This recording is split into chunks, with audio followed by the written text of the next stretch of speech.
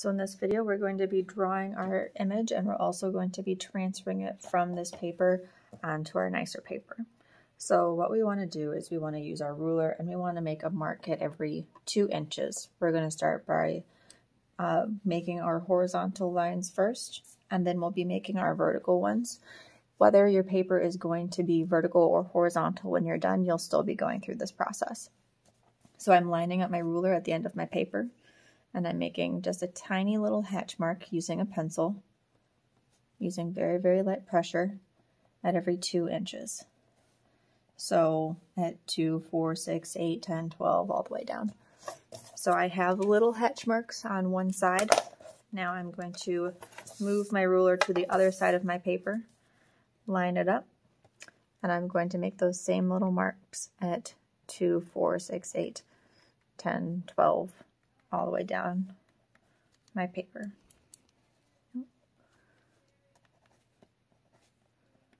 We want to use very light pressure when you're doing this, because if you use heavier pressure, you'll leave an indent in your paper, and when we go in with the charcoal, all of it will just seep into that area. So we don't want that. So you're using very, very light pressure when you're doing this.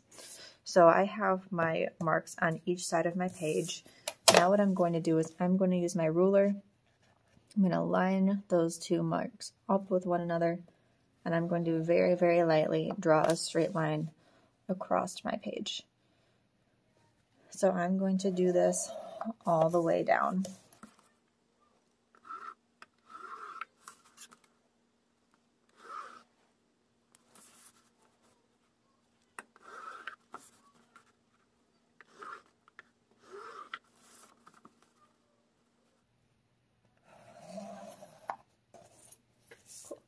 So now I have my horizontal lines crossed, drawn in, and I have 1, 2, 3, 4, 5, 6, 7, 8 spaces, and just like the 8 spaces I have going on my paper.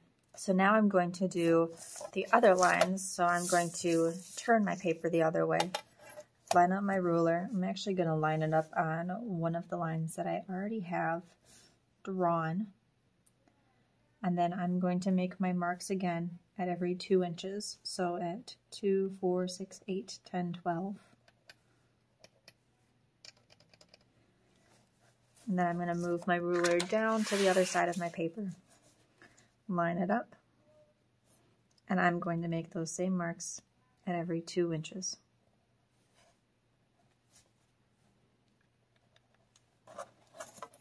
Just like before, I'm going to take my ruler and I'm going to line up the marks that I made, and I'm going to just draw a straight line all the way across.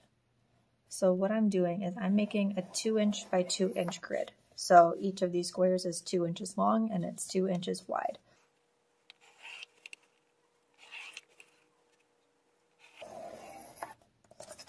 So now I have my gridded paper. So I have made my marks at every 2 inches, draw my straight lines across, and it will match up with the lines that I have on my image. So one thing I want to do to make my life a little bit easier is I want to prepare my image. So I'm going to be making with marking letters on my paper and marking letters on the image itself. This will make it easier to transfer. We'll think of it kind of like Battleship. So I'll get that in a little bit, but first we want to make our marks on our paper. So on the shorter end, so the one that only has 6, 2, 3, 4, 5, 6, I'm going to do A, B, C, D, E, and F. I'm going to mark it with A, B, C, D, E, and F, and I'm going to do the same thing on my image. So I'm going to lightly write on here A, B, C, D, E, and F. Now I'm going to number it going down. So whether your paper is vertical or horizontal, the top line going across is going to be A, B, C, D, E, F, could be G, H, depending on which way you have your paper going. And on your image, the top row is going to be letters in alphabetical order. Now going down, I'm going to number it. So I'm going to start in this same A. I'm going to do 1, 2, 3, 4, 5, 6, 7, 8. And I'm going to do the same over here. I'm going to find this first box in the top left corner.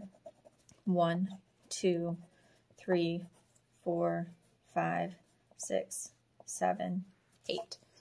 So I have 1 through 8, 1 through 8, A through F, and A through F.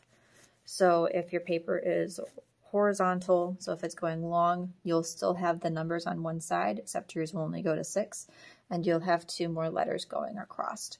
It'll be the same exact process, you'll just have different numbers and different letters. So now we get to actually grid our paper, and I mentioned Battleship. And I did that because we're basically using the gridding method to transfer our image from our paper onto our nice paper. So we're going to be transferring it in pencil, but you are going to be coloring this in using charcoal. So when you do this, you want to apply really, really light pressure. If you do heavy pressure, you will leave an indent in your paper and you won't be able to erase. All of the charcoal will seep into there and it will make your life a whole lot more challenging.